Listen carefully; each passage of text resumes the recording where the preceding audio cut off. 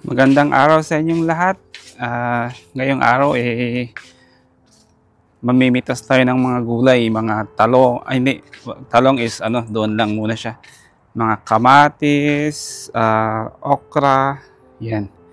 Tapos magtatanim tayo ng celery. Yan, check lang muna natin itong mga gulay dito. Ito yung sa harapan, yan, mga broccoli. Meron tayong mga 7 ata or 8. Malulusog na sila. Ito lang to, mga kadidilig ko lang ng compost tea. Galing sa ating Bokashi composter. Yan. Ito mga broccoli. Tapos yung mga lalaki na sila mga garlic. Di bali, hindi naman tayo nag-i-snow dito kaya safe tong mga to. Laki na. Ang ganda kasi yung soil dito daming organic matter. Yan. Mga garlic. Yan. Tapos may pinunla ko dito mga spinach. Konti na lang yung tumubo pero yung mga spinach sa garahe i-transplant natin dito.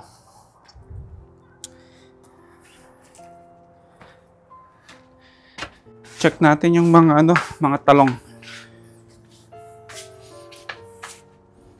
Mga talong. Yun dami. Lalaki Itong iba palakihin ko lang pang seed. Dami. Kabila. Yun lalaki. Yan. Ito. Dami pa sa bunga. Wow. Ito, laki din nito 1, 2, 3, 4. Dami. Wow. Lagay lang natin dyan. Unti-untihin nating lulutuin. Yeah. Every other day niluluto ko yun Ginagawa akong torta. So, yung iba, hayaan lang natin nun para mag-seeds. Kukolekte na yung seeds kasi yun heirloom. So, same siya. Hindi magbabago yung lasa. Okay. So, harvest lang and then transplant. Let's go. Yan. Ito, galing sa harap. Harvest na natin para wala na Nagyayelo na yung mga leaves. Lumalamig na. Kunin ko pa yung isang tomato doon. Saka okra. Yung bigat.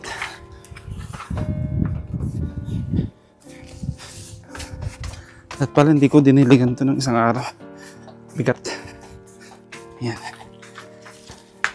Yun.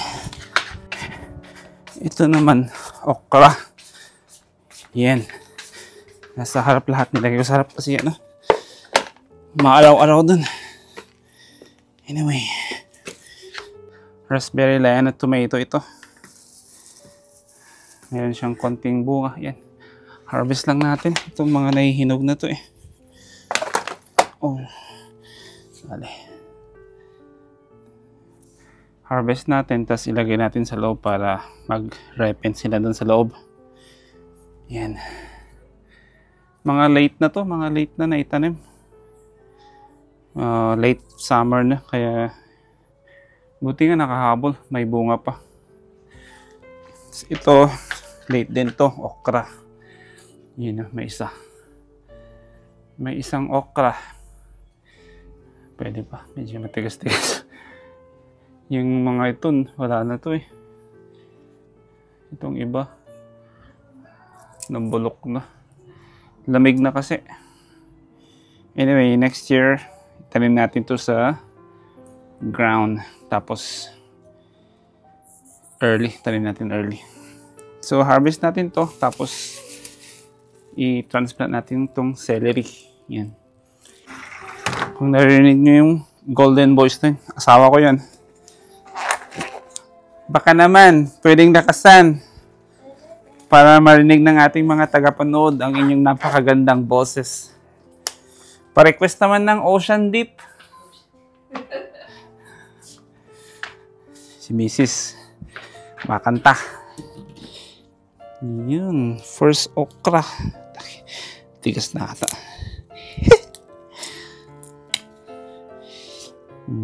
Tigas-tigas na. Kainin ko pa rin yan. Okay. Ito, raspberry, Liana tomato. Patubo, hinugin natin sa counter. Wala, maliliit yung ito. Grabe yung alikabok. Nilagay ko kasi ito sa labas sa may tabi ng kalasada sa harap daming alikabok. Gasan na lang, walang problema dyan. Ito medyo madami-dami. Yan. Buti umabol to kala ko hindi siya magbubunga. Late na kasi naitanim. Mga to kasi mga succession Succession planting ng tomato.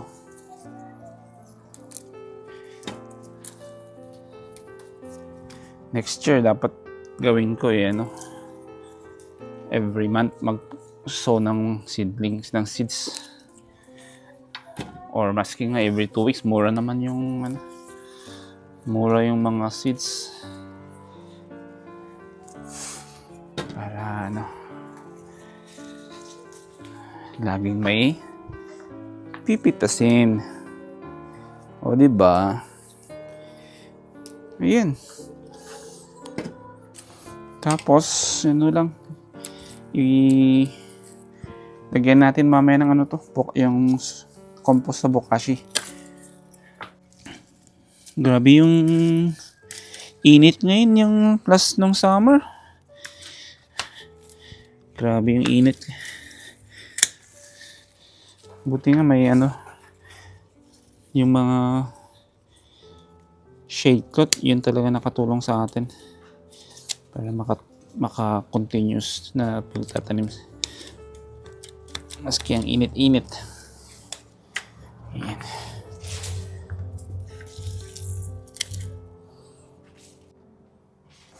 Lagyan natin ng yung nasa soil factory natin.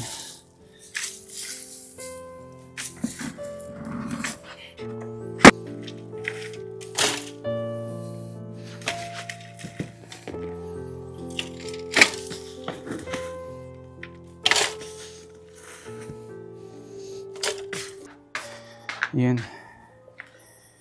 Di pa siya na-decompose, malapit na. Pero lagay natin dyan para next year healthy yung soil.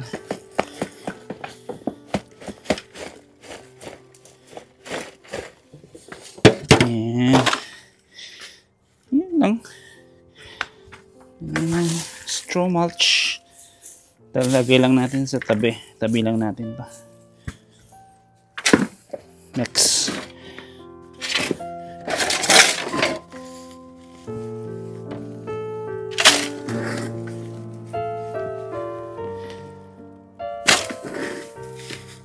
Buti hindi yun, endrat, blossom endrat, kasi medyo dry yung isang pot na to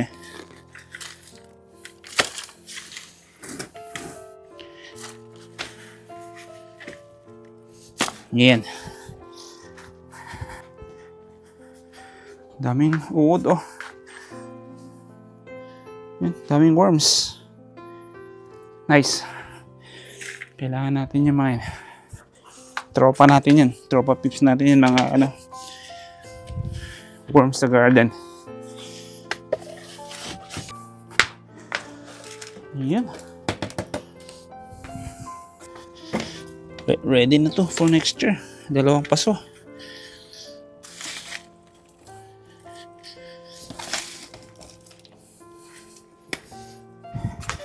Yan. Dito lang. Lagay lang dyan. Tapos, tubigan para mapabilis ang decomposition pag breakdown. Yan. Pagod na ako. Bale. Ganun talaga. Garden yung exercise natin.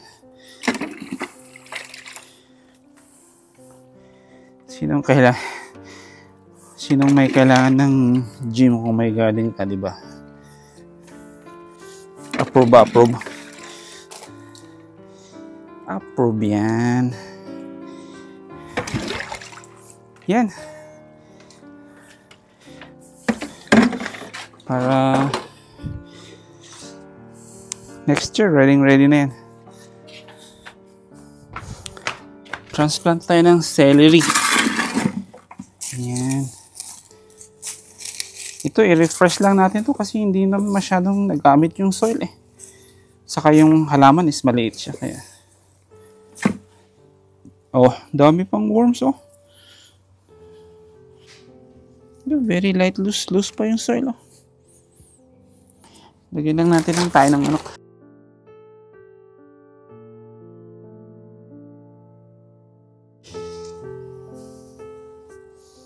Yan. Ano lang dyan. Mix lang. Yan. Very light yung soil. Pag ano yun, para siyang worm casting. Daming uod. Happy na yung mga to. Happy sila. Madami silang pagkain. Yan. Pre-moisten. Yan. Mahalaga yan. Pre-moisten natin.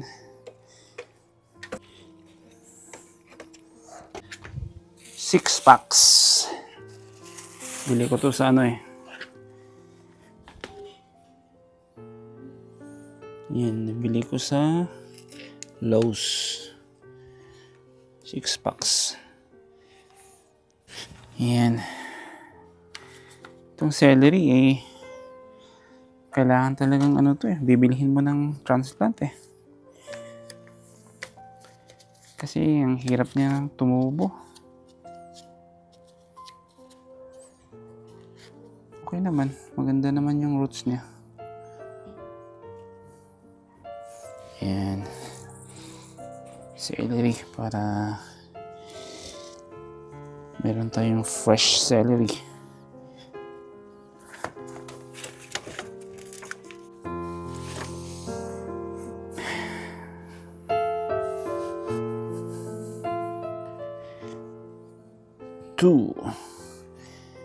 Lagay na natin lahat dito. 7-gallon container. Ito talaga yung goodbye sa mga nursery kasi ang hirap itong patubuin sa sa seeds. Kaya kung bibili kayo ito celery.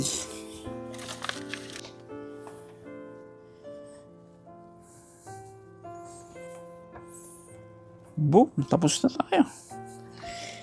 Diligan lang natin to ng liquid fertilizer. Tapos na. Yan, liquid fertilizer.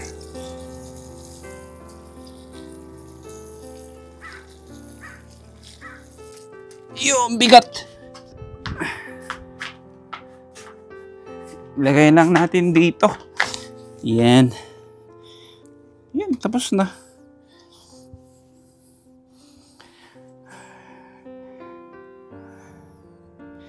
Masyado atang madaming tubig. Drain natin to. Baka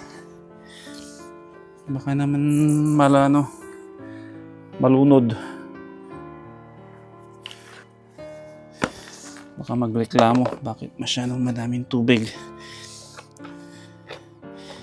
Yan yung problema pag madaming tubig eh. Nalulunod yung mga uod. Kaya lumalabas sila, umaalis sila sa ano, sa soil. Yan. Tapos na. Itong ano, maalala nyo yung experiment natin, Roma tomato. Tanggalin na natin. May isa. At least pwede. So next year, gawin natin para free fruit. Actually, may isa pa nga kaso hindi na lalaki yan. Yan. Tapos, hayaan lang natin yung plant dyan para ano. Hindi, putulin natin. Baka magkasakit eh. Ito naman, big boy. Yan, may isa doon.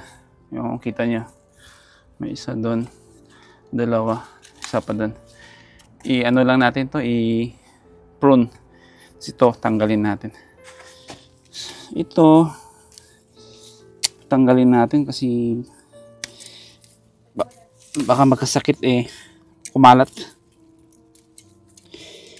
Yan lang. Soil level lang. I mean, iwan natin yung roots para may pagkain yung mga nasa lupa. Yun silang pagkain. Pero actually ito hindi naman to ano eh.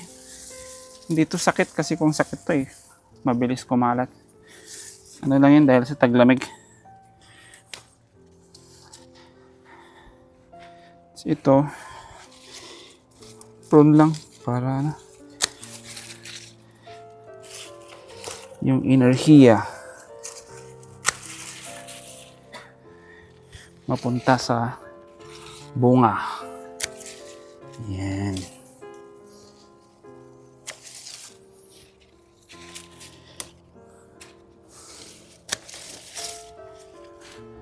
So, mga late din ano to, mga late natanim.